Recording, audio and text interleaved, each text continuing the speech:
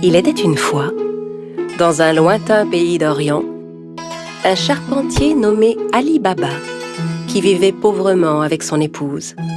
Ali Baba allait souvent dans la forêt avec son âne pour y couper du bois et le revendre en ville. Un jour qu'il était allé chercher du bois dans la forêt comme à l'ordinaire, il entendit un bruit de galop. C'était un groupe de cavaliers qui se dirigeait tout droit vers lui.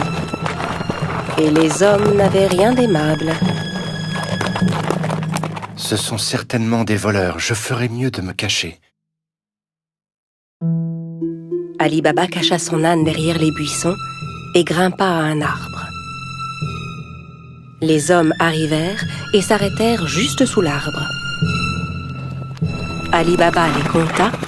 Ils étaient 40 exactement.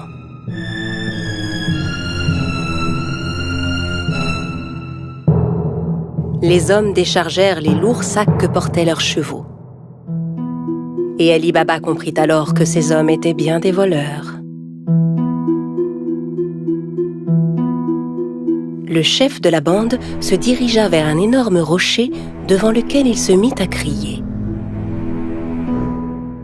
« Sésame, ouvre-toi !» Soudain, il se passa une chose incroyable. Le gros rocher glissa sur le côté comme une porte coulissante, laissant apparaître une grotte. Les voleurs entrèrent un par un en portant leurs gros sacs. Quand le dernier fut entré, la porte se referma automatiquement. Ali Baba était médusé par ce qu'il voyait. Au bout de quelques instants, le rocher s'ouvrit à nouveau et les voleurs ressortirent de la grotte. Quand le dernier fut dehors, le chef se tourna vers la porte et ordonna « Sésame, ferme-toi !» Le gros rocher se referma aussitôt et les cavaliers se remirent en selle et s'éloignèrent. Ali Baba descendit de son arbre et s'approcha à son tour du rocher. Il lança les mots qu'il avait entendus. « Sésame, ouvre-toi !» La porte s'ouvrit dans un grand bruit. Ali Baba entra d'un pas hésitant. Il fut ébloui de ce qu'il vit.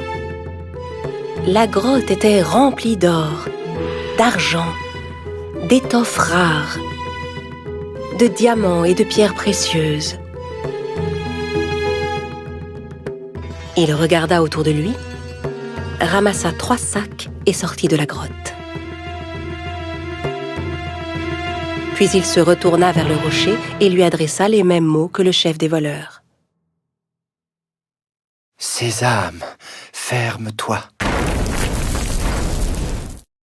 Il chargea les sacs sur le dos de son âne et rentra chez lui. Arrivé à la maison, il montra les sacs à sa femme. Elle n'en croyait pas ses yeux et pensa qu'Ali Baba avait volé les sacs. « Où as-tu trouvé tout cet or ?» Ali Baba lui raconta alors tout ce qui s'était passé. Elle était si heureuse. Ils se mirent ensemble à vider les sacs. « Aide-moi à compter ça.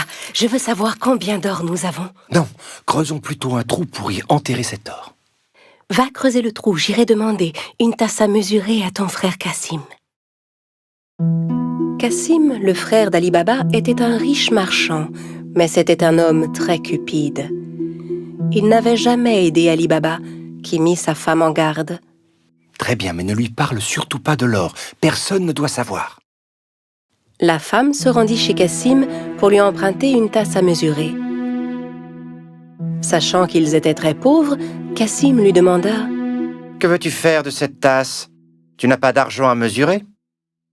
La femme inventa alors un mensonge. Bien sûr, Cassim n'en crut pas un mot.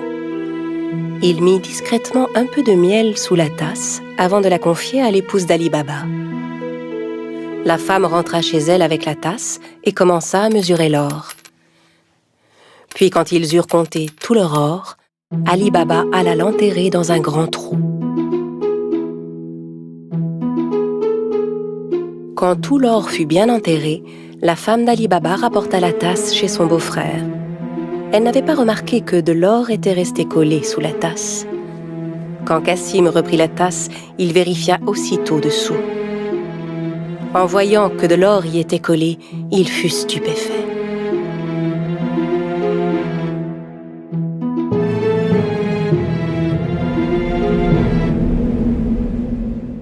Je me demande où Ali Baba a pu trouver cet or. Cassim ne put pas dormir de la nuit. Le lendemain matin, il se leva et se rendit directement chez son frère Ali Baba pour lui montrer l'or collé sous la tasse. Ali Baba, d'où vient cet or? Je croyais que tu étais pauvre. Où l'as-tu trouvé? Ali Baba lui raconta tout et le pria de n'en parler à personne d'autre. Si tu ne me dis pas où se trouve cette grotte, je dirai au voleur ce que tu as fait. Mais, Cassim... Ali Baba savait que Cassim ferait ce qu'il disait. N'ayant pas d'autre choix, il conduisit son frère à la grotte. La grotte est juste derrière ce rocher. Maintenant, allons-nous-en d'ici. Les voleurs ne vont pas tarder à revenir. Ali Baba et Cassim rentrèrent chez eux, mais Cassim ne cessait de penser à la grotte. Il prit 2 chevaux avec lui et retourna à la grotte aussitôt. Arrivé devant l'entrée, il récita les mots qu'Ali Baba lui avait indiqués. « Sésame, ouvre-toi » Le gros rocher se mit à bouger et la grotte s'ouvrit. Cassim n'en croyait pas ses yeux. Il était fasciné par le spectacle qui s'offrait à lui, hypnotisé par tout l'or qui brillait. Le plus vite possible, il commença à remplir les sacs qu'il avait apportés avec tout l'or qu'il pouvait. Quand tous ces sacs furent pleins, il retourna vers la sortie. Mais la porte s'était refermée. Et malheureusement, il avait oublié les mots qu'il fallait dire. Il essaya toutes sortes de formules pour ouvrir la grotte. « Porte, ouvre-toi Rocher, ouvre-toi Grotte, ouvre-toi » Mais quels que soient les mots, la porte restait fermée. Cassim commença à paniquer. Il chercha une autre porte, mais n'en trouva aucune. Au bout d'un moment, les voleurs revinrent à leur grotte. Quand ils virent les chevaux de Cassim, ils se méfièrent et sortirent leurs épées. « Sésame, ouvre-toi »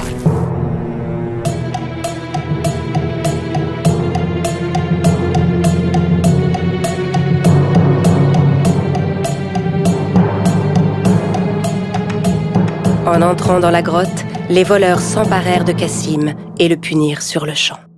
« Alors c'est donc lui le voleur qui nous a volé notre or » À la nuit tombée, ne voyant pas revenir Cassim, sa femme commença à s'inquiéter. Elle courut chez Ali Baba pour lui demander son aide. Ali Baba aussi était inquiet pour son frère. Il retourna à la grotte et vit les 2 chevaux qui attendaient devant la porte. Il comprit alors que son frère était à l'intérieur et qu'il s'était fait tuer par les voleurs. Il retourna voir sa belle-sœur et lui raconta tout. Ensemble, ils décidèrent de n'en parler à personne. Au bout de quelque temps, Ali Baba et son épouse vinrent s'installer dans la maison de Cassim. Ils s'occupaient de son commerce et aidaient à le faire prospérer. Leur fortune ne cessait de croître. Dans le même temps, le chef des voleurs se rendait compte que l'or caché dans sa grotte ne cessait de diminuer de jour en jour. Il ordonna donc à l'un de ses hommes de vérifier s'il ne voyait rien de suspect. « Va en ville, cherche s'il n'y a pas quelqu'un qui serait devenu soudainement riche et dépensier depuis quelque temps. » En se promenant dans les rues du marché, l'homme vit Ali Baba qui payait ses achats avec de l'or. Il le suivit jusque chez lui. Quand Ali Baba entra dans la maison, le voleur marqua sa porte. À la nuit tombée, la femme de Cassim sortit pour donner de l'eau fraîche aux animaux. C'est alors qu'elle remarqua la marque qui était sur sa porte. Elle comprit que la marque n'annonçait rien de bon. Elle prit un pot de peinture et marqua toutes les portes du voisinage. Au petit matin, les 40 voleurs arrivèrent pour retrouver la maison d'Ali Baba. Incapable de distinguer la maison parmi toutes celles qui portaient des marques, Ils furent contraints de repartir. Mais le chef était bien décidé à retrouver Ali Baba. Il se déguisa et alla rôder du côté du marché. Il finit par retrouver Ali Baba et le suivit jusque chez lui. Quand il frappa à la porte, Ali Baba vint lui ouvrir. « J'ai fait un long voyage. J'ai rapporté des jarres d'huile d'olive. On dit que vous êtes le marchand le plus riche de la région. Peut-être voudriez-vous en acheter ?» Ali Baba invita le chef des voleurs à venir dîner le soir même, pensant avoir affaire à un marchand. Le voleur apporta avec lui 40 jarres d'huile d'olive chez Ali Baba. Ali Baba avait demandé à ses servants de préparer un bon dîner pour son hôte. Ali Baba proposa à son invité de passer la nuit chez lui, ce que, bien sûr, il accepta sans hésiter. Tandis qu'Ali Baba et le voleur étaient attablés pour dîner, la femme de Cassim voulut s'approcher des jarres d'huile d'olive pour voir. C'est alors qu'elle entendit des bruits étranges. « On sort maintenant ?»« Non, pas encore. » En entendant que c'étaient les voleurs qui étaient dans les jarres et non pas l'huile, elle comprit que c'était un piège. Elle alla aussitôt à la cuisine pour faire bouillir de l'huile. Puis elle revint verser de l'huile bouillante dans chacune des jarres. Les voleurs ébouillantés s'efforçaient de garder le silence.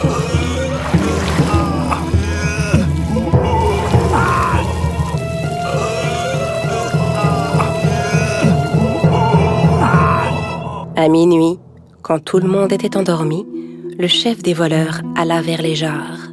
« Vous pouvez sortir maintenant. » N'ayant aucune réponse, il appela à nouveau. « Les gars, vous dormez ?»